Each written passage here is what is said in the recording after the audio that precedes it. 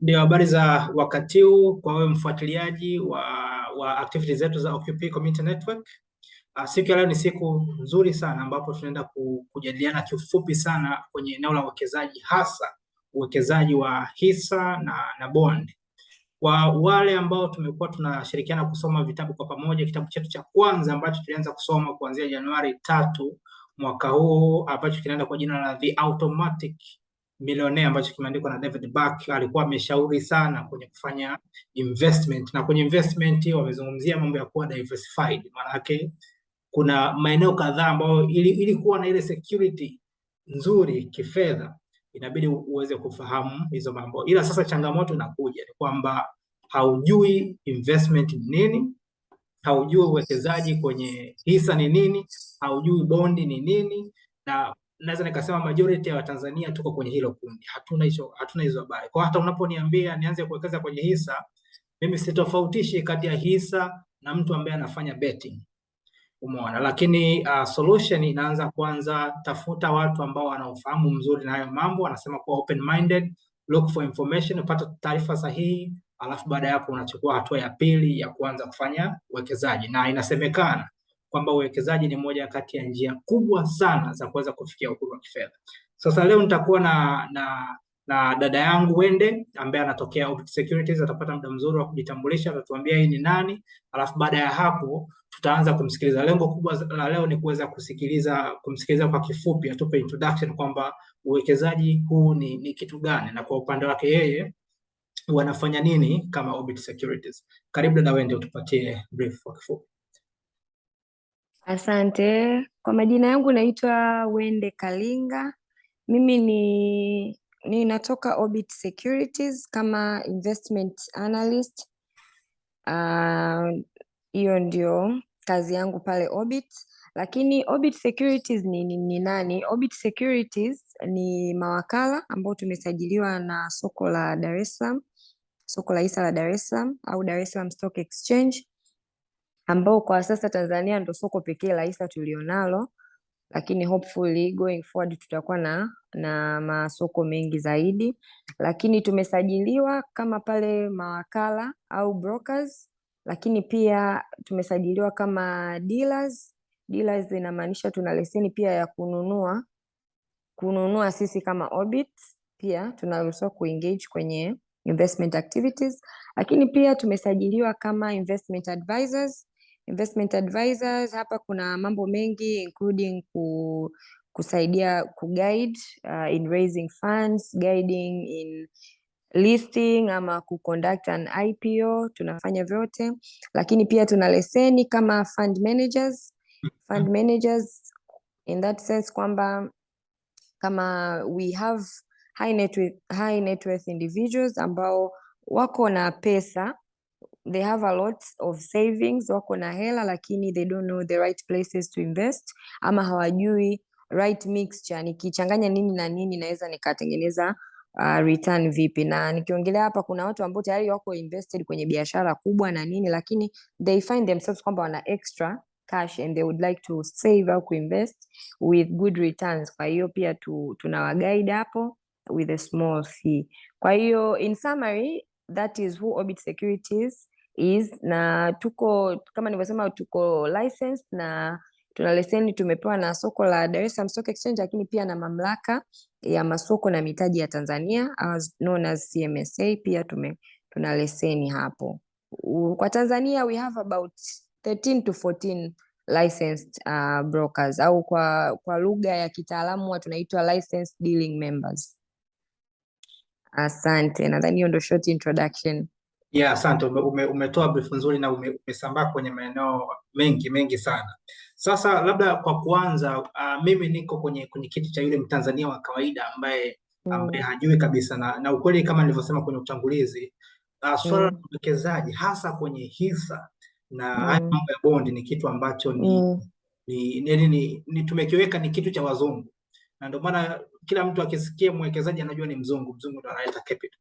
Sasa swali labda la kwanza ningetamani kuuliza, kwa nini mimi natakiwa niwekeze? Labda kama unaweza ukanishauri kwamba Mtanzania wa kawaida na pesa yake, kwa nini awekeze, na kati hiyo pesa anaweza tu akafungua duka lake, akaoperate, akapata faida. Kwa nini awekeze kwenye hisa ama bondi? Okay. Nitajaribu kumquote mmoja ya mwekezaji maarufu sana, japo sikumbuki huu, lakini alisema kuna vitu vikuu vitatu kwa mtu kuwa mwekezaji. Kuna wao wanaita 3 E's. Kuna education, experience na extra cash. Hizo, ili mtu awe mwekezaji kunatakiwa kuwa na hizo 3 facts au kuna hizo 3 factors ili mtu kuwa mwekezaji. Okay, nitazidadavua. Nikisema experience ni kwamba ili mtu awe mwekezaji lazima uwe na some sort of experience, sio kubwa kwamba kwenye masuala ya uwekezaji, hapana, lakini kidogo una uelewa wa nini maana ya kuwekeza ama kuweka hela kwenye kitu fulani, not necessarily kwenye hisa. Inawezekana kwenye biashara umewahi kujaribu kitu, lakini experience is important. Education kwa maana sio formal education, lakini mtu ambaye ana elimu ndogo ya masuala ya kifedha, kwamba amewahi kuwekeza sehemu au amewahi kufanya biashara ya some sort, ama pia kwa uelewa wa kujisomea mwenyewe ama kujitafutia maarifa kuhusu masuala ya uwekezaji. Lakini excess cash, mwekezaji pia ni mtu ambaye, na ili naweza labda nikaongea which is out of the norm, lakini mwekezaji pia ni mtu ambaye investment, na ni mtu ambaye tayari amesave ndo unafanya investment. Umeona? That's why the fact ya excess cash inakuja, kwamba kuna mtu mwingine akisikia kufanya masuala ya uwekezaji au nini, anafikiri kwamba tuna discourage kile kitu anachokifanya. Hapana, if you have a business, well and good, keep doing your business, lakini kwenye ile biashara I'm sure kuna hela ambayo you have extra, unajua, ambao you could use it for something else, then unaweza kuwekeza hiyo hela. Na hapo naweza nikatofautisha sasa kati ya kusave na uwekezaji, kwa sababu uwekezaji ni hatua kubwa zaidi ya kusave, ni after unaongelea, ni hatua kubwa zaidi ya juu. Kwa kusummarize naweza nikasema hivyo vitu vitatu, mtu yoyote, Mtanzania yoyote wa level yoyote wa kiasi chochote anaweza akawekeza. Cha muhimu tu ni hizo 3 E's. Na nikisema excess cash siongelei mtu mwenye pesa nyingi. In anything you are doing, hata kama mimi ni dereva wa bodaboda ama na duka na kuna faida natengeneza, kwenye ile faida kuna hela ambayo unapata, sinasomesha watoto, nakula, navaa, lazima kunakuwa na hela ambayo ipo naweza nikaizalisha.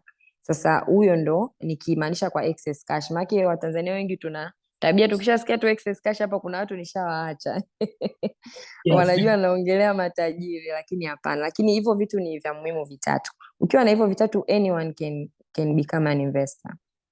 Sasa ningetamani pia kwenda hapa kwamba umepagusia, na ndio lilikuwa swali langu linalofuata, kwamba mwenye excess cash, maana yake ukiniambia mimi excess cash, maana yake nimeshatumia pesa zangu, kuna zangu pale. Sasa kwa wengi wetu mara nyingi tarehe 30 haifiki, tarehe 15 nafika mafuta ya kwa wewe hapo unatwekaje, kwenye kundi gani? Maana yake sisi ndio labda hatutaki uwekezaji ama inakuwaje? Okay, hicho ni kizuri. I will give you my personal experience. Unajua, kuna kipindi I was going through a situation kwamba majukumu yaliongezeka katika maisha. Unajua, so unaenda kwenye level tofauti, so ilifika point ambapo I have more responsibilities, so I came to find out kwamba I was not able to save anything. Yani naona natumia mshahara wangu wote unaisha na siwezi kusave hata kidogo. Sasa nikakaa chini nikaanza kufikiria ni nini hasa kilichoongezeka ambacho kinanifanya nishindwe hata kusave hata 100,000 tu nishindwe kusave. Nikaona sio sawa. Kwa nadhani this is the point I'm trying to make. Kila mtu can make excess cash. You just have to plan from the beginning kwamba utafute your excess cash. Unajua sisi ambacho tunachokikosea ni kwamba tunatumia hela tukitegemea itabaki. Haitobaki hela. Ukianza kutumia hela ukategemea utabakiza hela, haitobaki. So tangu unapopokea mshahara wako lazima uwe umeweka intention ya kupata hiyo excess cash from the beginning. Kwa hiyo you will remove the excess cash from the beginning of the month, not the end of the month, because it will never reach. Ukisema utaitoa mwisho wa mwezi. Kwa hiyo my point is always budget.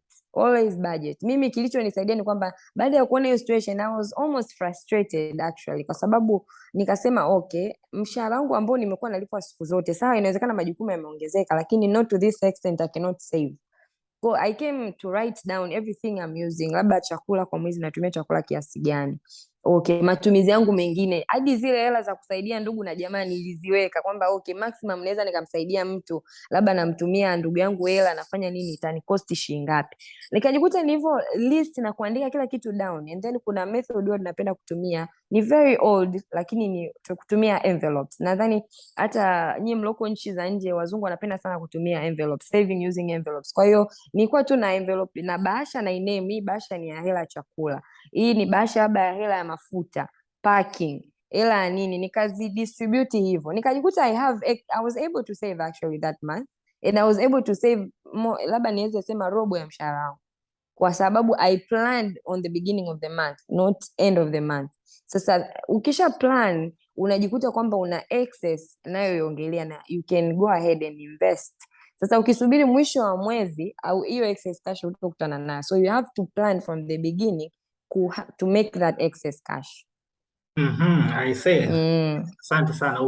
Umetoa pia na shule ya ziada hapa ya hii tunaita financial management. Ni shule moja nzuri.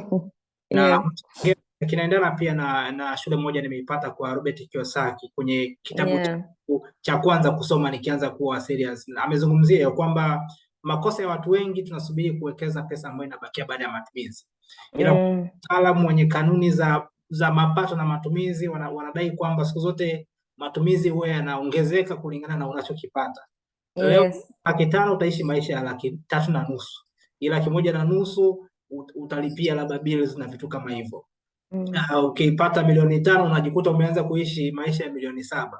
Kwa always una laki in the midst, na tunakuja hapo uliposhauri kwamba nadhani jibu ndio hilo kwamba pesa imeingia kwanza, wanasema pay yourself first. Na nasikia kuna Watanzania wakisema pay yourself wanamaanisha nenda wanasema kajimwagilie unamwagilia moyo. Hiyo bwana sio kujilipa, hiyo ni kujipa raha, lakini kujilipa wekeza sehemu ambako pesa inaanza kujizalisha. Hili ilikuwa ni nzuri sana, na hii inamaanisha kwamba kumbe hata kama unapata 1,000 ama 5,000 bado una uwezo wa kupata shilingi 100 ambayo ukaweka baada ya miezi 12 una hela ya kutosha ya kununua share hata 2 au 3. Actually na rafiki yangu alinifundisha kitu, huu msemo sikuwahi kujua. Unajua we always say a person should live within their means, lakini akaniambia ili uwe investor you have to live below your means. Yani usiishi within your means. Ukiishi within your means lazima utakonsume hela yako yote. Kwa sababu lakini jaribu kuishi below your means, just below your means you always have something to invest. Sasa shida yetu ni sisi, kama ulivyosema, as you grow, unavyokuwa unapata mshahara zaidi na matumizi yanaongezeka, because we are trying to match the standard of living of my salary. Lakini hasa ukipima watu ambao wamewekeza ni kwamba they had to struggle, yani I have to live, najua kwamba labda nahitaji labda mimi nitakutolea mfano wangu binafsi. I live on other side, naishi Kigamboni, lakini naishi Kigamboni na sali kanisa liko on the other side of Kigamboni. So mimi huwa sivuki na gari, labda nikienda gari na paki ferry then navuka kwa pantoni kwa kawaida, kwa sababu it's actually ni unnecessary struggle kuvuka na gari kwa sababu ya foleni na nini. Kwa naonaga ni bora niliache huku Kigamboni, ila nikivuka nikirudi nalichukua gari yangu narudi nyumbani. Sasa nikaja kugundua kwamba mimi kuna some activities na participate kanisani ambazo zipo katikati ya wiki. Sasa ilikuwa inanikosti sasa, na mafuta yanapopanda unakuta nikivuka sasa, nimetoka kazini I have to take the car and drive all the way, kwa sababu kanisa liko on the other side, not on the side of my home. So it's another trip I have to make to go to church and then come back ndo niende nyumbani. Sasa unakuta baadaye unaanza kuchukia kanisa, lakini I came to realize actually naweza nikivuka pale kwenda kanisani ni either naweza kachukua daladala moja au ni bajaji, na upande wa Kigamboni daladala sio zinajaa kama unavyosema hapo upande kule mwingine. So nikajua okay, naweza nikaenda kanisani kwa kupanda tu daladala, nikaenda kanisani nikarudi, jioni nikachukua gari yangu nikarudi nyumbani, and I did that and I'm happy with what I'm doing. Kwa hiyo sometimes lazima ujibane, yani live within your means.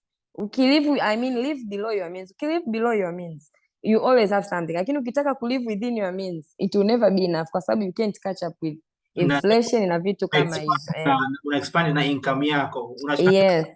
Sasa hivi napata Milioni 5, aise nikipata Milioni 7 extra Milioni 2, nikifika Milioni 7 unataka Milioni 9, unajikuta always you want some more, it's never enough. Ni fact kubwa, na pia nimependa pia mfano wako huo wa kwenda kanisani kuacha gari. Kwa hiyo kuna wakati lazima pia ujichakachue, Yes. you do it intentionally, ku live below your means.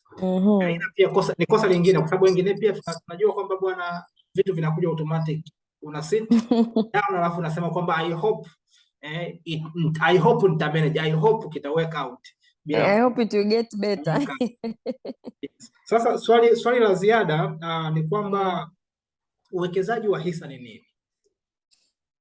Okay. Na utaunganishia hapo pia na bondi pia ni kitu gani? Na bond.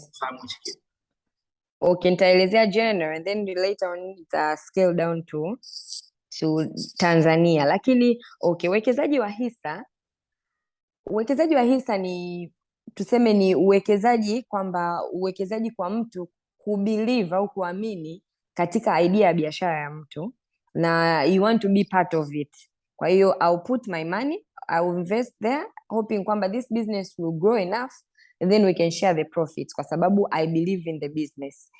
Naweza kusema kwa layman terms, hiyo ndio uwekezaji katika hisa, kwamba nimeamini falsafa ya mtu fulani au nimeamini biashara yake enough kwamba anaweza nikaweka some of my money, nikaweka akaifanyie kazi and then tutagawana faida. Hiyo ndio hisa kwa layman terms. Na bondi kwa layman term ni mkopo, ni deni. Ukikopa kitu wewe Ezekiel, ukakopa kitu kwa mtu akakwambia okay, nitakupa hela lakini labda niachie ID yako, so tunaita bondi kwa lugha za Kiswahili. Kwa unakuwa umeweka bondi, ile nani yako ndio bondi, kwamba wewe umechukua hela kwa mtu fulani. It's the same na bond zilivyo. Bondi ni kwamba literally ni kwamba umechukua, mara nyingi taasisi au serikali inakuwa imechukua hela kwa umma, okay, lakini sasa kunakuwa na kitu ambacho ndo kimewekwa kama ndo bondi between ile watu wawili. Kwa zamani ilikuwa kwamba bond it was an actual paper ambao yule aliyekopwa anapewa na serikali ama kampuni, anapewa an actual paper ambao inakuwa na riba au nini zile anakuwa anazichana. Ikifika kipindi cha kwenda kuchukua ile riba yake anakichana kitu kile cha mwezi ule, labda anaenda. Lakini sasa hivi teknolojia imeevolve, kwa hiyo hakuna tena karatasi ambao kwamba serikali labda inakupatia, hapana, lakini tu ni electronically unakuwa umesajiliwa ukitambulika kwamba wewe unaidai serikali kiasi fulani. Kwa hiyo ndio naweza kusema bond. Kwa hiyo bond in short ni kwamba taasisi ama serikali inachukua pesa kwa umma kwa kufund kitu fulani, either kufund projects ama kufund expansion kwa upande wa kampuni ama kufund a certain thing ambacho wanataka kufund. Kwa layman term hiyo ni bondi na hisa. Shukrani sana. Sasa inawezekana nilikuwa nimeshauliza hapo awali, ila naomba niulize kwa lugha nyingine kwamba sasa nimeamua kuwekeza kwenye hisa ama bondi na unafaidikaje?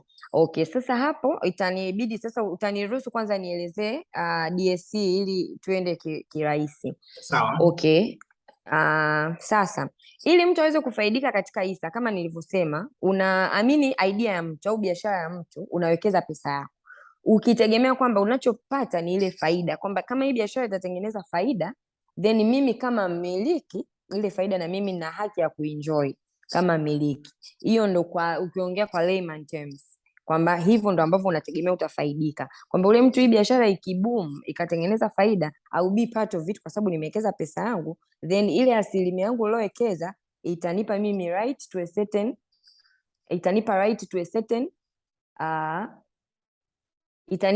a certain profit, percent ya profit. Sorry, nipata interaction kidogo ya simu. Sasa tuje sasa kwenye Dar es Salaam Stock Exchange. Sasa tuongelee kwenye practical terms. Kwa nini kwanza soko la hisa, hata kama sio Dar es Salaam Stock Exchange, lakini kwa nini soko la hisa? Soko la hisa lilianzishwa sasa kwa sababu mimi nimewekeza, nimeamini idea yako, nikataka nipate faida, si ndio? Ili nifaidike na kile unachokifanya. Lakini let's say after 5 years or 2 years I no longer want to participate in the business, I want to leave. Umeona? Sasa it's very hard nikitegemea kwamba nilikupa ile hela afu nirudi nikwambie bwana, kwenye mtaji wako wewe toa kiasi fulani ile langu nirudishie. Inakuwa ni distortion kwenye biashara. Umeona? Sasa ndio akaanzisha masoko ya hisa. Masoko ya hisa ni exit mechanism, kwamba mtu anaweza akatoka kwenye ile biashara without distorting the actual capital aliyo contribute kwenye kampuni. Umeona? Sasa hapo ndo tunakuja kwenye soko la hisa. Sasa hapo kwenye soko la hisa ndipo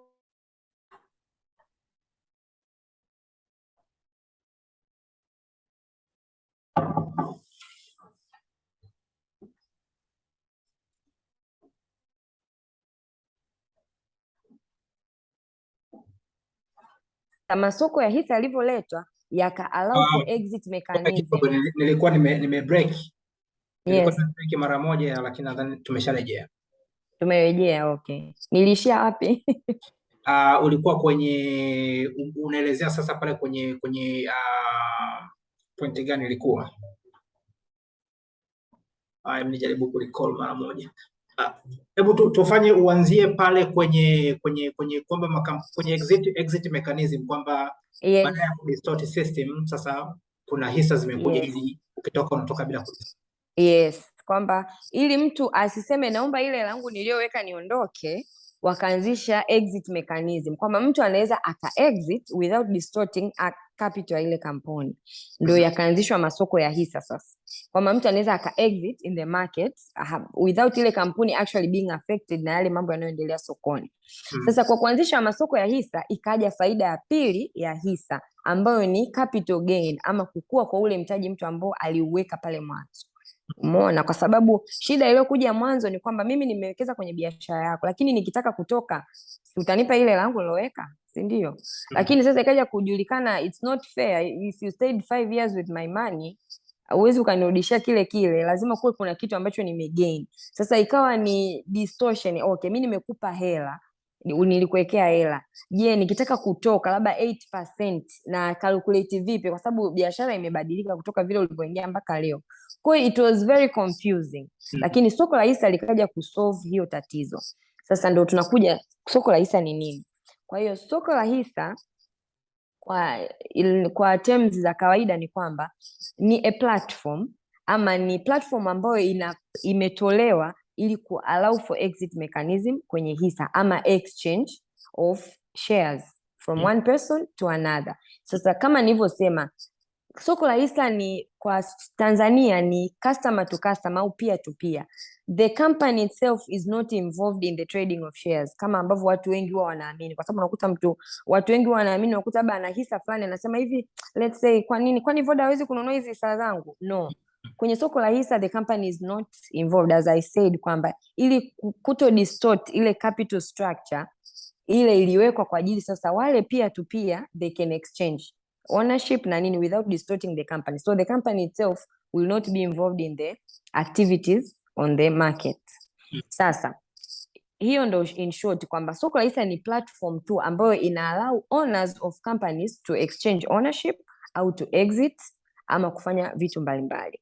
Kwa Tanzania kama nilivyosema, tuna soko moja ambalo ni Dar es Salaam Stock Exchange. Dar es Salaam Stock Exchange ilikuwa incorporated mwaka 96, lakini ikaanza kuwa in function mwaka 1998, na kampuni ya kwanza ambayo iliingia sokoni ilikuwa ni TOL, naita Tanzania Oxygen Limited. Ndio ilikuwa kampuni ya kwanza kabisa kuingia na ilikuwa ikimilikiwa na serikali. Sasa kwa kuanzia pale tunaona kampuni nyingi sasa ziliingia. Kuna Tanzania Breweries, zikaingia Tanzania Cigarettes, zikaingia kampuni nyingi mpaka so far we have almost 30 companies ambazo ziko listed. Na kama nilivyosema, kwa nini ninasisitiza exit mechanism? Nitakupa historia hizi kampuni ambazo za mwanzo kabisa ziliingia. Tanzania Breweries, Tanzania Oil and Gas, hizo ni kampuni Tanzania Oxygen, ni kampuni ambazo mwanzo serikali ilikuwa na umiliki fulani. Lakini as we know the government is not a business person, it's not a business organization. Kwa hiyo at some point serikali iliwekeza katika hizi kampuni ili kuziboost, kwa sababu by the time serikali haikuwa au hizi nchi hazikuwa na makampuni makubwa au state companies. Kwa hiyo serikali ilibidi engage kwenye hizi biashara kwa kuzipa mtaji ili kuziboost ziwe kubwa ili kukuza uchumi wa nchi. Lakini at some point, as I said, serikali haipaswi kufanya biashara, so serikali had to exit. Ilitakiwa itoke, iachie zile biashara ziendelee. How to exit? the stock market, it was easy. Kwa the government ile ownership yake iliamua kuuza kwa umma, yenyewe ika exit, umma wakaingia, watu wakaingia ndo wakanunua zile shares. Kwa let's say labda government was exiting maybe 30 billion worth of its investment, it's not easy mtu mmoja aweze akainunua ile 30 billion. So walichokifanya ni wakaidistribute. Kwa hiyo wakasema okay, labda hii Tanzania Oxygen ina mtaji wa bilioni labda 70. These are just made up figures. Kwa labda ina mtaji wa bilioni 70. Okay. Kwenye bilioni 70 serikali labda ina bilioni 30. Okay, sawa. Lakini tunamtoaje serikali? Hatuwezi kumpa ile bilioni 30. Tumekaa na hela yake muda mrefu. Kwa wanachokifanya ni wanaithaminisha ile kampuni ya Tanzania Oxygen. Wakisha itathaminisha, wanajua kampuni ina value ya kiasi fulani. Okay, kwa kama ina value ya kiasi fulani, na kama unavyojua, kama umewahi kuanzisha kampuni, unajua ukianzisha ile kampuni pale lazima useme una mtaji wa kiasi fulani na una hisa ngapi, kama ukiwa una incorporate kampuni. Kwa watachukua zile idadi za hisa zilizoandikwa, watagawanya sasa na value ile walioipata ile kampuni. Sasa value inakuwa at current time, yani muda ule pale. Kwa ule value walioipata kwa kipindi hicho watagawanya na zile idadi ya hisa, ndipo watapata bei ya kila hisa. Sasa ukishapata bei ya kila hisa means mtu anaweza aka exit na kuingia, kwa sababu there is a value. Kwa hiyo that's how the government was able to exit. Kwa hiyo walivalue zile kampuni, wakapata bei ya hisa ile ya kampuni ya Tanzania Oxygen, then wakasema okay, serikali if unataka kutoa bilioni 30 yako, inamaanisha unapaswa uuze hisa zako labda milioni 5 ili upate ile bilioni 30 yako. Kwa hiyo ikawa Tanzania Oxygen inauza hisa zake, inauza ule umiliki wa serikali, ikapata hela kutoka kwa watu binafsi, then the government was able to exit na watu wapya wakaingia. Sasa hiyo ndo moja ya function kubwa ya soko la hisa. Naona nimeongea sana, labda nikuache uniulize sasa. Yes, ila umetupa mwanga mzuri kwamba kwamba kumbe hisa ni sehemu ambapo mmoja anaweza akawa ni owner wa kampuni. Nadhani hiyo ni point nzuri, na cha ziada ni baada ya kufahamu kwamba kumbe tuna soko la hisa Tanzania, kwa sababu pia katika usomaji wa vitabu wako watu ambao wanasema bwana, haya mambo ni ya Marekani, kwa sababu vitabu vingi kama hicho nilichokitaja cha Automatic Millionaire, ama hata vitabu vya Robert Kiyosaki, wengi wanazungumzia Wall Street ya Marekani. Kwa hiyo hizi stories za kwetu Tanzania kwamba mambo yanaenda kilokoloko, ila kujua kwamba kuna soko la hisa ni jambo zuri sana. Sasa swali lingine ni kwamba security, najifili vipi na security kwamba hiyo pesa yangu kwamba nitaipata kama ambavyo inatakiwa? Ziko hizo systems za kuhakikisha kwamba pesa yangu inalindwa, ama ndo 50-50 kwamba kama betting naweka naweza nikapata ama naweza nikakosa? Ndio. Sasa kwa sababu ndo uzuri sasa wa soko la hisa, kunakuwa na transparency. Kwa hiyo kama kampuni ikiamua kuorodhesha hisa zake kwenye soko la hisa, na kuna kuorodhesha kwa namna mbili. Kuna kuorodhesha ambapo kampuni itakuwa kuorodhesha kwa mara ya kwanza huwa inaitwa initial public offering, ama inaitwa primary offering au uuzaji wa hisa wa awali. Kwa hiyo ni kwamba kampuni inakuwa inauza hisa kwa mara ya kwanza kabisa, ambapo the public is allowed to enter. Lakini kuna kuorodheshwa kwa namna ya pili, ambapo kampuni haitochukua pesa zozote kutoka kwa umma, lakini itaorodhesha tu hisa zake kwamba okay, wale waliokuwepo wanaweza wakauza na wale wanaotaka kuingia wanaweza wakanunua. Kwa kampuni inaweza kabisa ikaingia sokoni bila kuchukua pesa yoyote kwa watu, wakaorodhesha tu. Lakini kampuni pia inaweza ikaingia sokoni kwa namna ya kuchukua capital, kuomba capital, wakaingia pia wakachukua pesa. Sasa wale waliochukua pesa zao ndo wanawagawia zile ownership, sasa zile hisa, kwamba okay, kwa hii milioni 1 ni sawasawa na hisa kadhaa, kwa sababu mind you ni kwamba hapo wanakuwa wameshatafuta value ya ile hisa yao moja. Kwa hiyo wakisha kuja sasa kuzilist sokoni, ikishakuwa listed, inamaanisha sasa any person can buy shares za ile kampuni, whether alikuwepo kule mwanzo au hakuwepo, anaweza akanunua na akatoka kwa bei ambayo inakuwa determined sokoni. Sasa nini kitakacho kutambulisha wewe ni mmiliki? Let's say nimenunua hisa za TBL au nimenunua hisa za CRDB, za NMB. Nini kitakacho nitambulisha mimi kwamba ni mmiliki?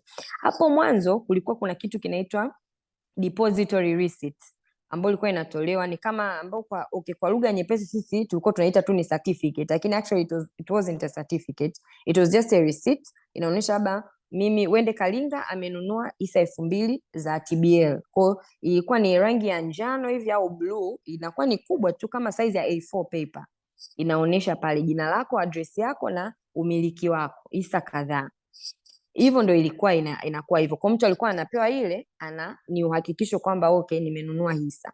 Lakini mwaka huu mwezi wa 4 tarehe 1 ilipitishwa sheria mpya ambapo soko la hisa waliona kwamba okay, ulimwengu umemove, people no longer use papers, na ilikuwa inaleta usumbufu sana kwa sababu kwenye kuuza ilikuwa ni changamoto. Nitakuja huko mbeleni tukaongelea mbele mambo mengine ya jinsi soko la hisa linavyofanya kazi, lakini just ili upate idea kwa nini waliacha hivyo vitu, ilikuwa ili mtu aweze kuuza hisa zake ilibidi awe na kile cheti akilete, aonyeshe kwamba okay, nataka kuuza. Sasa unakuta mtu yuko mkoani, kwa it takes another week ili hiyo process ifanyike, kwa sababu lazima sisi hatuwezi kumuuzia mpaka tuwe na ile cheti chake. Kwa labda akipandishe basi kije kitufikie, tukihakikishe ndo tuuze. So ilikuwa kidogo inakuwa ni usumbufu.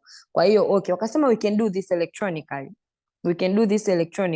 Kwa hiyo for now, as of now, haupewi kitu chochote physically ambacho kinakuonyesha wewe ni mmiliki, lakini ndio maana sasa kazi ya broker inakuja. Yule broker wako ndo anakuwa na records zako zote. Kwa hiyo once umefanikiwa kununua, kwanza utakuwa notified. Sasa hapa naongelea in terms of kwa Orbit, huwa tuna notify mteja, utatumia ujumbe kwamba umefanikiwa kununua hisa za kampuni fulani, and then you can request a statement.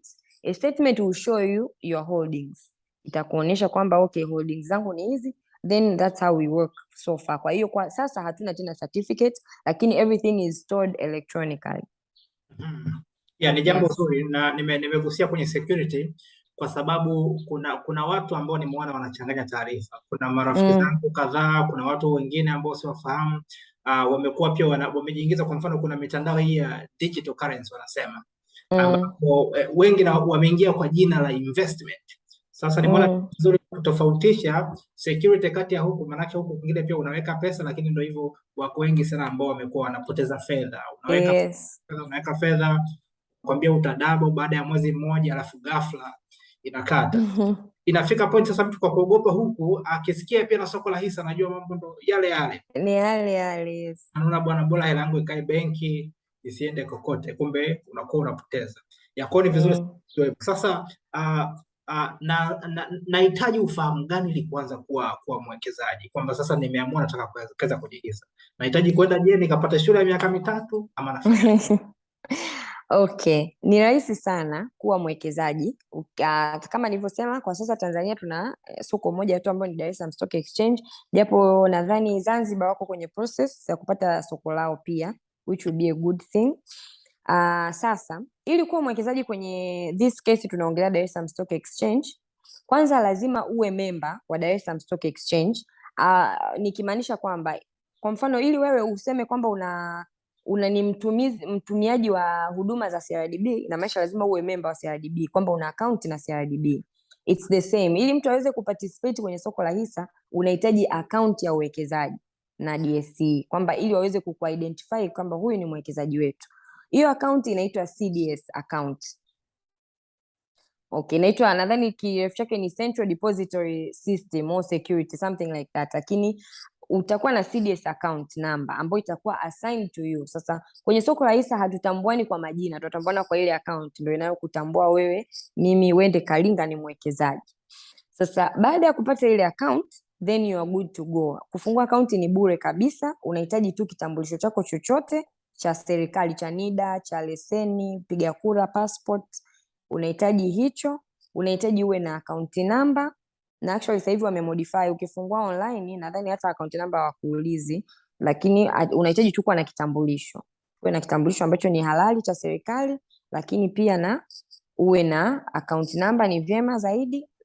Hivyo ni vitu viwili tu utahitaji. It's free, it takes just a few minutes kufungua hiyo account. Kwa hiyo hicho ndio kitu ambacho mtu atahitaji awe mwekezaji, hakuna kingine cha ziada. Okay, sawa.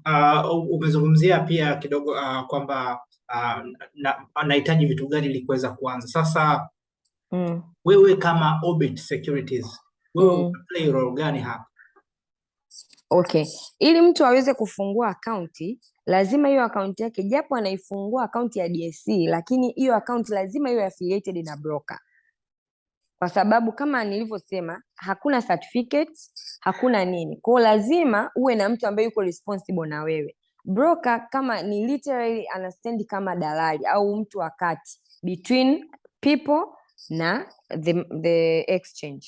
Kwa hiyo sisi tupo katikati pale. We take information from investors kwenda kwenye exchange na kutoka kwenye exchange kwenda kwa investor, kwa sababu hakuna investor duniani kokote ambaye investor ana access direct na soko. Hata mtu anaye invest sijui Nasdaq au nani, yule investor hana access direct na Nasdaq. Lazima kuna mtu ambaye anafanya naye biashara. Sasa hiyo ndo role ya broker. Kwa unapofungua CDS account yako, lazima ile account itakuwa affiliated na broker. Kwa mfano, kwa sasa hivi DSC bahati nzuri tumeenda kidijitali zaidi, wametuletea application ambayo inaitwa mobile trading platform. Sasa ukifungua ile mobile trading platform, ukifanya zile process za kufungua akaunti, itafika point lazima watakuuliza uchague broker. Lazima watakuuliza uchague broker. Kwa utachagua broker pale, watakupa a list of all brokers, you pick your favorite unayemtaka, then hiyo account yako CDS itakuwa affiliated na yule broker. It means all your information yule broker anatakiwa awe nayo. Every data concerning you, yule ndo anakuwa responsible nazo. Ndo hichi ndo moja ya vitu ambavyo ni safe about shares, kwamba there is someone who is accountable. Yani you know kwamba this person is accountable with my issues concerning the DSC. Kwa yule atakuwa ana all the information, all your requirements, all your needs, anakuwa yeye ndo anazishughulikia. Yeah, sasa umeongea vizuri sana, na swali la hapo la kufuatilia kwamba sasa je, ninapotaka sasa kuanza uwekezaji, umeshatuambia vitu gani vinatakiwa, lakini siwezi nikakumbuka vyote kirahisi na mambo mengi kufuatilia. Je, mnasaidia kutoa taarifa muhimu na kushauri kwa mtu ambaye anataka kuwekeza, ama ni mnataka mtu aje ameshajikamilisha? Okay. So kama nilivyosema, una njia mbili za kufungua akaunti. Unaweza ukafungua akaunti at the moment ya nyumbani kwako, unaweza ukafungua, lakini unaweza ukaja ofisini kwetu. Tunapenda pia kuwa encourage wale watu ambao ni wageni kabisa, they have no idea what they are getting into. Unakuja ofisini kwetu. Ukishakuja ofisini kwa broker, unachofanya cha kwanza utauliza utapata ushauri kuhusu hisa. Kwa pale tunadili na watu wa aina tofauti. Kuna mtu anakuja hajui chochote, anakuambia mimi nilikuwepo tu eneo fulani nikasikia mambo ya hisa, nimeamua nifuatilie. So from there on you be assigned a person ambaye atakupa elimu, general education kuhusu hisa ni nini. And kama uko tayari kufungua account at that particular moment, utafunguliwa pia account kutoka kwa broker, utapewa account namba yako. So from there on you are ready to invest. Kwa kama labda umekuja tayari umefanya maamuzi, utanunua. Sasa broker anachokifanya, broker does not decide for the investor. They will never make a decision for you. What we do is we give you all the necessary information. Yani mimi kazi yangu ni ku make sure before you make an investment you have all the necessary information that you need to know about the company you are investing. Kwa hiyo mtu mwingine anaweza akaja akaniambia labda okay, niko interested in NMB, what do you think about NMB? Kwa mimi nitampa the information, maybe this company imekuwa ina perform hivi for the past so and so years. Okay, imetengeneza faida kiasi fulani, labda imepitia kashikashi fulani, so and so. Mimi nitampa opinion yangu. Okay, I think this company maybe iko stable, labda imepitia tu some ups and downs, lakini hopefully huko mbele itatengemana, vitu kama hivyo. So mimi kazi yangu ni kumpa all the necessary information ili kumguide yeye kufanya decision ambayo iko well informed. Lakini at the end of the day the investor has to make the final decision, he has to make the final call. Yes. Okay, sawa. Na nani anaweza kainvest? Je, mtoto ambaye anasoma primary anaweza akaja akaweka uwekezaji, ama kuna limitation kwamba lazima uwe mwajiriwa, lazima uwe mtu mzima? Any person of any age can become an investor, lakini kwa person ambaye is under 18 lazima afungue under guidance ya mlezi ama mzazi. Kwa hiyo kama ni mzazi anataka kumfungulia mtoto wake, itabidi anafungua, kuna account inaitwa in trust of. Kwa hiyo tutaweka jina lako mzazi, alafu itakuwa in trust of the name of your child. Kwa hiyo once the child is over 18, anao uwezo wa kubadilisha sasa ikawa inasoma jina lake kabisa kamili kama akaunti yake akishafikisha miaka 18, lakini before that inakuwa under guidance ya mzazi. Lakini mtu yoyote age yoyote anaweza kufungua akaunti. I say, okay, sasa sawa. Sasa wakati wa kumalizia ulikuwa umezungumza kwamba ungetuambia kidogo kwa ufupi sana jinsi soko la hisa linavyofanya kazi. Sasa sijui kama unaweza ukaweka kwa namna gani. Yes. Yes, na this is very important. Nitakuwa kweli nimewakosea tukimaliza hii session without even knowing how it operates sasa, kwa sababu this is where we get a lot of issues na we get a lot of concerns na complaints pia. Okay, soko la hisa la lolote duniani lina operate by forces of demand and supply. Simple. Kwa hiyo nobody puts the prices. Hakuna mtu ambaye anaweka zile bei, ameamka asubuhi wakaiassign the certain price. Hapana, lakini ni jinsi ambavyo customers are willing to buy that share au they want to sell that share ndio inayo determine price. Na soko la hisa linafanya kazi in a way of mnada.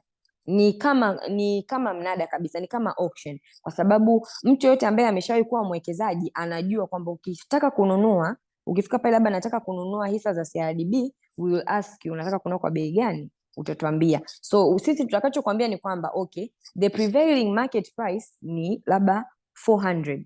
Hii ndio prevailing market price. Sasa je, unataka kununua at market price? If you're okay, then tutakuwekea shilingi 400. Then if you're not willing to buy at market price, then I'll ask you what price are you comfortable with.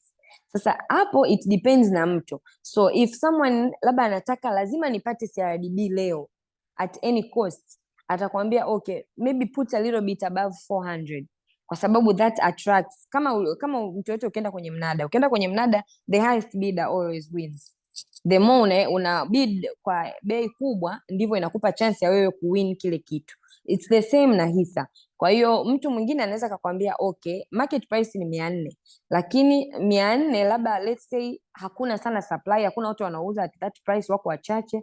Okay, anaweza akakwambia okay, labda can you push it to 410, niwekee 410. Kwa mimi naweka 410 pale, inakuwa broadcast kwamba ni 410, there's a person willing to buy at this price. Sasa if there is a seller out there akaona ile 410 imemvutia, then they will supply the shares. The same with on the other side, yani na vice versa. Kutaka kununua na kuuza, it's the same. Kwa hiyo it goes by bidding. Kwa hiyo you will bid the price and then mtu kama yuko interested ata supply zile shares.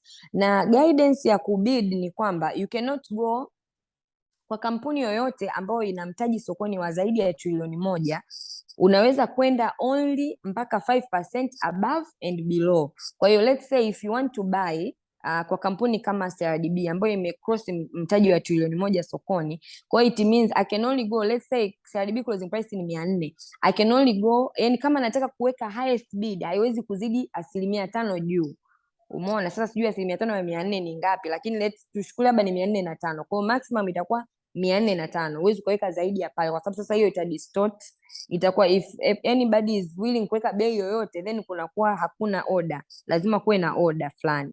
Kwa hiyo order huwa ndo wanaweka hizo ceiling, wanaweka hizo ceiling na floor. Kwa hiyo hata kama mimi nataka kuuza, kwa sababu tunapata shida, unapata mtu anataka kuuza hisa, ana shida, nataka kulipa ada, nataka kufanya nini, umeona? Na ndio maana inakuja point yangu ya excess cash. Unapo invest and then kumbe ni hela ambayo utahitaji, inakuwa ni shida, kwa sababu unakuta mtu ameweka mwezi, anakuambia bwana, watoto wanaenda shule, nahitaji hela, nataka kuuza. Sasa mtu huyo anakuwa willing kuuza at any price, imadi apate tu hela. Hata kuuza kwa hasara wakati mwingine mtu anakuwa yuko willing. Umeona? Sasa ili kuweka ile order sokoni, ndio maana wanaweka hizo ceiling na floor, kwamba hata kama wewe bei ni 400 sokoni, lakini wewe uko desperate unataka kuuza, uwezi tu ukaja ukasema naweka 300. Hapana, you can only go below 5% tu. Kwa let's say kama 5% yetu ni shilingi 5, kwa anaweza tu kuweka 395, hawezi kushuka zaidi ya hapo, kwa sababu ina distort ile order. Kwa hiyo hilo ni moja mtu anatakiwa kujua kwamba uhitaji sokoni ndio unao supply bei sokoni. Kwa hiyo kama watu wengi wameweka bei fulani, wanaona wako willing kununua kwa hiyo bei, then zikitrade kwa hiyo bei kwa kiasi fulani, then sokoni wanasema okay, this will be the prevailing price. Kwa unakuta labda kampuni imefungua kwa shilingi 400, imefunga kwa 450. Inakuwa hiyo ndo bei. Na ili kampuni iweze kubadilisha bei, inamaanisha kila kampuni pale ina namba yake, ina idadi yake ya hisa. Kwa mfano nitatolea CRDB na hisa karibia 2.6 billion sokoni. NMB na hisa milioni 500. ukiweka TBL na hisa labda 295 milioni. Sasa kila kampuni na idadi yake. Sokoni wao wanachofanya, they work with percentages. Kwa hiyo wanachosema ni kwamba ili kudetermine a prevailing price au closing price ya kampuni fulani ni mpaka 0.005 ya zile hisa zilizokuwa listed ikitrade at a certain price, then that will be a closing price. Kwa hiyo let's say CRDB ina hisa bilioni 2.6. Kwa hiyo ili bei ya CRDB iweze kubadilika, tupate bei mpya, ni kama 0.005 ya zile hisa bilioni 2.6 zikitrade kwenye bei moja, labda 450. Hisa za 0.005 ya hisa zote za CRDB zikitrade kwa 450, then ile itakuwa determined as a new price, ndo ita change price. Otherwise it will not change price, ita remain pale pale. Najua ni vitu vingi sana kumeza, lakini hopefully slowly inakuwa inaeleweka, cause they are a bit technical, lakini that's how it works.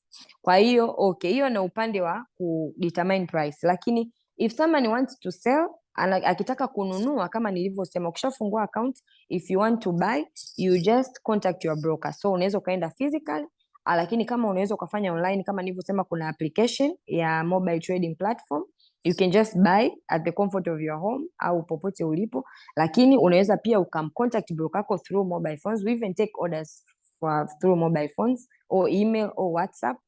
Ukatuma tu text, okay, labda Wende, I need to buy labda share 500 za NMB.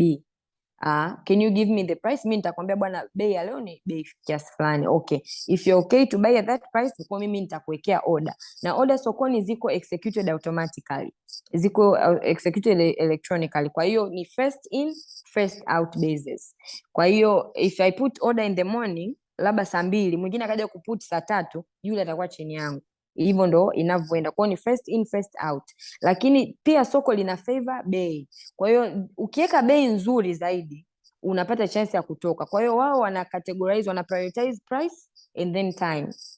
Kwa hiyo kama labda mimi nataka kununua, mimi nikasema nataka CRDB kwa 400, akaja mtu mwingine labda amekuja hata saa 5, mimi hata nimeweka order yangu saa 2, nimeweka 400, akaja mtu mwingine saa 5, lakini akasema nataka kununua kwa 450, dau lake ni kubwa zaidi, kwa hiyo yule anakuwa prioritized more kuliko mwingine. Lakini priority ya pili ni time. Kwa let's say kama at one point investors wote wameweka bei sawa, sasa kinacho decide ni muda, nani amekuwa wa kwanza kuweka order. Okay, hiyo ni upande wa kununua. Upande wa kuuza, kama nilivyosema, certificates are no longer there. Lakini zamani kulivyokuwa na certificate, ilikuwa ni kwamba unapeleka certificate yako kwa broker and then tunakuwekea sell order, utaweka bei ambayo unataka kuuzia. Hapo ndo namna ya kuuza. Kwa hiyo lakini for now hakuna certificate. Kwa what you do ni kwamba you also contact your broker, ama unaweza ukauza kwenye mobile platform, lakini kama you prefer work na broker, unaweza kumpigia broker au kama email ukamwambia bwana, I have these shares, I want to sell.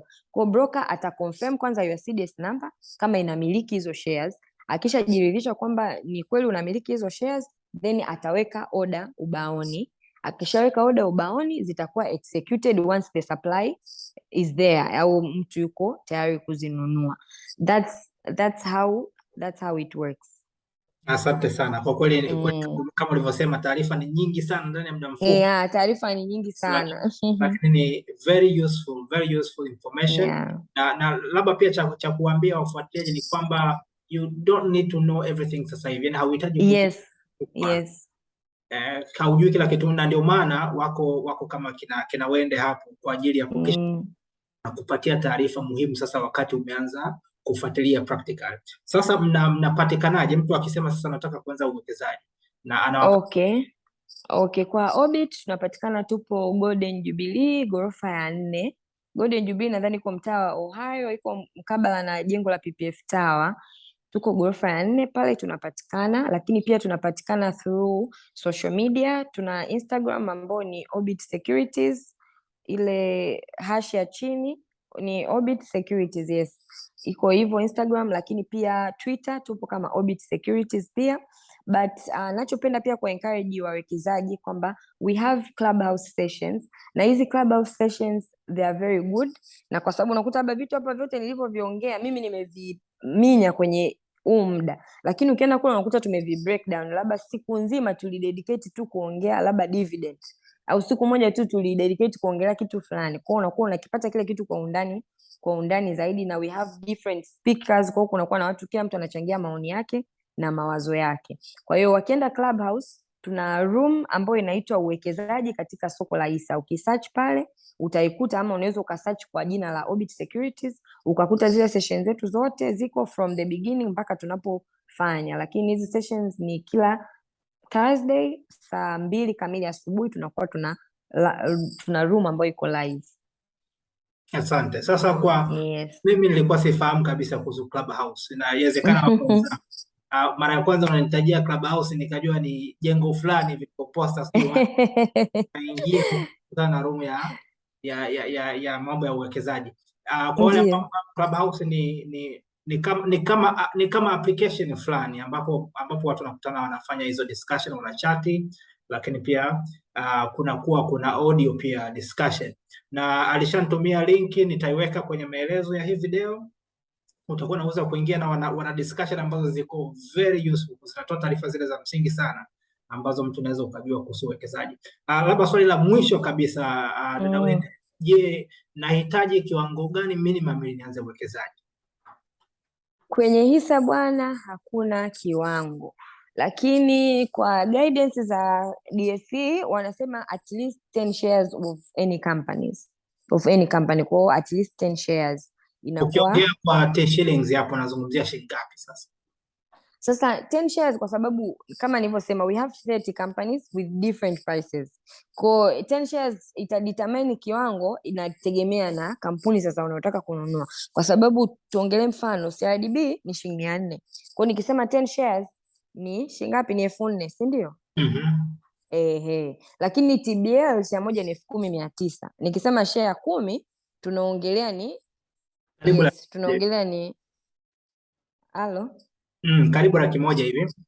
Tunaongea karibu 100,000. Kwa hiyo it depends sasa na kampuni unayonunua, lakini ujue kwamba whatever company you are buying, at least 10 shares of that company.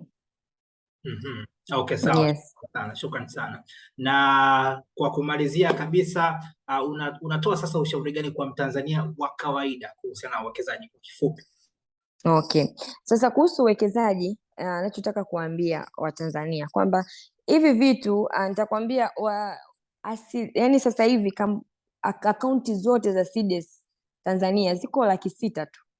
Ni chache, yani ni less than 1% of the population is investing kwenye soko la hisa. Kwa sababu najua wengi pia uelewa bado ni mdogo, na tunajua tunaendelea kujitahidi kuwafikia watu wengi zaidi kwa kutoa hizi elimu. Of course na sisi pia ni kampuni, tuna incur some cost. Kwa tunajaribu kutafuta some cost friendly ways ambazo tunaweza tukawafikia watu. Ndio unakuta labda tuna engage kwenye hizi clubhouse na nini, kwa sababu ni just bundle tu, then unaweza ukatoa elimu. Lakini pia sometimes huwa tunajitahidi labda tukawa tunaanzisha sessions za live kama hivi. Unaweza uka request, mna watu wenu, mna kikundi, mnataka kupata elimu, you just request, and most of the times it's just free, kwamba kampuni itatuma tu mtu anakuja kuwekeza, anakuja kuwapa elimu. Lakini kikubwa ni kwamba uwekezaji ni mzuri sana. Mimi nimeingia sokoni, sijakaa muda mrefu, nimeanza kuengage kwenye mambo ya uwekezaji kama miaka 4 iliyopita au 5. Ndo nilikuwa nimemaliza kusoma, bahati nzuri nikapata ajira kwenye soko la hisa. Lakini nimeingia pale, I've seen people ambao wamefanikiwa na ni waumini wazuri sana, na wengine ni watu wazima, ni wazee. Unaweza ukafikiri labda wazee ni naniliu, actually be surprised, wazee wengi ni wawekezaji. Vijana siku hizi ndo wameanza kuingia, lakini wazee wengi ni wawekezaji na ni waumini wazuri sana wa uwekezaji. Kwa hiyo kama Watanzania nachotaka kuwa advise, na hasa vijana, yani that's the way to go. Yani tuende beyond just saving, yani go beyond saving, invest, wekeza, uwe na hela inaingia. Na kitu cha pili nachopenda kuwashauri hasa kwenye uwekezaji wa hisa, don't like fast money. Tunapata changamoto na mtu anaingia kwenye uwekezaji wa hisa because they think it's all roses and nini, lakini sometimes it's hard, it's not easy, and there is no easy money hapo ulimwenguni. Kama tunavyojua, you have to work for your money, si ndio? Kwa hiyo sio kwamba kuwekeza kwenye hisa na kugarantii kwamba within 2 months utakuwa, hapana, that's not how it works. Lakini over a long time, lakini the more yani hisa inafanya kazi kwa compound effect. Ile compound effect is very huge na it pays na it rewards you. Lakini kitu chochote tunachotaka kumadvise mtu ni always seek information. Tunao wawekezaji wengi kama hivi hapa, unaona umefanya hichi kitu, utakiweka YouTube, mtu atasikiliza, atachukua hatua, kweli atafungua akaunti, atafanya hata uwekezaji, alafu anapotea. Anakuja kurudi maybe 2 years or 3 years later, ndo anakuja kuibuka, bwana nilinuaga hisa kipindi fulani, zimefika ngapi? Sasa unakuta if you are lucky, unakuta baba kampuni imeperform vizuri, unajikuta okay, your investment is good. Lakini if not, unaweza kukuta baba kampuni imeshuka bei, and then unaweza kusema bwana nyinyi matapeli sijui nini. Lakini Watanzania wengi hatuna tabia ya kufuatilia vitu vyetu. Yani mimi siamini unaweza ukafungua duka usitokee kwenye duka mwezi mzima, haiwezekani. Lazima utakuwa unaenda kufuatilia. It's the same with investment. Lazima ufuatilie uwekezaji wako. It's your money. You have the right to call the broker. You have the right kumsumbua broker because it's your money. Ask what is going on. How is my investment going? Labda nimenunua CRDB, nimenunua 400. Unakaa labda mwezi unauliza vipi CRDB inaendeleaje? Hivyo ni vitu lazima uwe unafuatilia. Ukienda kwenye website ya DSE wanatoa reports, daily reports of what happened during the day in the market. Kwa wataonyesha closing prices zote. Unakuta kabisa okay, kampuni fulani imefunga bei fulani, imefunga bei fulani. Kwa hiyo okay, unajua okay, labda nimeongeza mtaji wangu au mtaji wangu umepungua. Kwa hiyo kama nilivyosema, muhimu always seek information na fuatilia uwekezaji wako. Usipende fast money. Soko la hisa alifanyi hivyo kazi. Unawezekana it's true within short time ukatengeneza pesa, wapo ambao wametengeneza, lakini ili uwe na uhakika zaidi, take your time, usipanic, don't follow the crowd. Yeah, hicho ndio ambacho naweza nikasema, lakini kikubwa ni kwamba mtu yoyote anaweza kuwekeza. Usifikiri kwamba ni za watu wenye hela, hicho ni kitu nakataa. Kama nilivyosema, ukipiga hesabu ya labda CRDB ni shilingi 4,000 tu unaweza kuingiza. Sasa kweli shilingi 4,000 mtu anashindwa kuwekeza? I don't think so. Yes. Asante sana. Na nikiungana na wewe, kitu ambacho nimejifunza ndani ya miaka michache iliyopita ni kwamba wanasema kuna yale mahitaji ya 3 ya msingi ya binadamu, basic needs. Kuna food, kuna shelter na cha 3 ni life, sikumbuki cha 3. Ila food, shelter na clothing. Na clothing mimi naongeza kwamba kuna food, shelter, clothing na investment. Investment kwa sababu inakupa security kwenye hivi vitatu hivi, otherwise yes, you will get in debt. Na pia nimekuwa napenda sana kutumia Mathayo 25 kwa wale ambao wanasoma Biblia. Sijui kwenye upande wa Qur'an takatifu kwamba inasoma siwezi kuzungumzia, lakini kwenye Mathayo 25 pale kuna na paragraph moja imezungumzia uwekezaji wa wale watu ambao wamepewa talanta, huyu 5 huyu 2.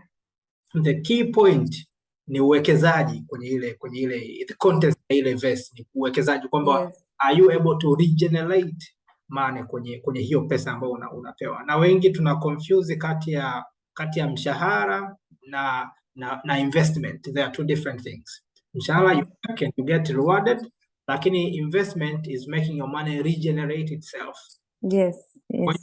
Kwa lugha nyingine na hapo kwenye mfano wako nienda kuongezea hapo mfano wa Mathayo. Kuna yule alienda kuzifukia.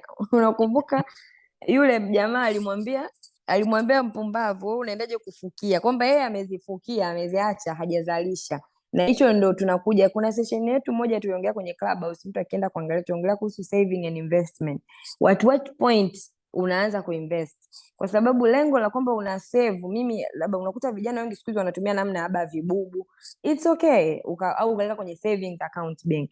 It's fine. But hiyo hela ukiacha na mfumuko wa bei ambao tunao. Mfumuko wa bei sasa hivi Tanzania ni 4.4 nadhani. Ni 4.4%. Kwa hiyo lazima popote unapoweka pesa yako uwe una gain more than 4.4, kwamba ndio unakuwa umetunza thamani ya pesa yako. Otherwise you're just losing value of your money. Kwa mimi nikienda nikaifukia hela yangu chini ya godoro shilingi 10,000, haipati chochote, ipo tu 10,000. Nafurahi kuiona 10,000, lakini hiyo 10,000 after 2 months unakuta tutoe tu mfano wa mafuta. Sasa hivi 10,000 ununua hata lita 3 ya mafuta. Umeona? Lakini 10,000 hiyo Januari ulikuwa unapata lita 4. Sasa hivi upate hata lita 3. Lakini ile 10,000 ungeweka sehemu ambapo hata it's gaining maybe 1% or whatever. Ungekuta 10,000 ile imekuzalishia kwamba you can still buy 4 liters of fuel, lakini kwa sababu ulienda kuifukia sehemu unakuta ina lose value. Definitely. I say hii topic ni very interesting na ina marefu makubwa sana tukito. Sana. Na hapa tumeongelea tu shares, hatujagusa bondi na nini. Yes, kwa tunaweza tukajikuta tumeenda 12 hours. Nikushukuru sana dada kwa wakati mzuri sana, na ninaamini kwamba hii ni meeting yetu ya kwanza. Huko mbeleni nikiendelea kupata maswali, nitaendelea kukutafuta na tutaendelea kufanya mazungumzo. Ya lengo kubwa ilikuwa ni kuelimishana Watanzania, tuanze wote kuondoka, kwa sababu adui mkubwa wa kwanza nimejifunza ni ignorance. Hatuna taarifa sahihi kama ambavyo umesema hapo awali, lakini mara tutakapoanza kupata taarifa sahihi tutajikuta hata mzungu hausiki na umasikini wetu, tutajikuta kwamba sisi wenyewe jiondoa. Ni kweli inawezekana ukoloni ulituweka hapo, inawezekana kweli ni matapeli sijui wa serikalini au nini walituweka hapo, lakini it's your responsibility to take a step ahead ili kuweza kwenda kwenye level nyingine ya maisha. Nikushukuru tena kwa wakati mwingine dada Wende, na nikutakia wakati mzuri. Tukutane tena. Asante sana. Asante. Shukrani sana. Haya.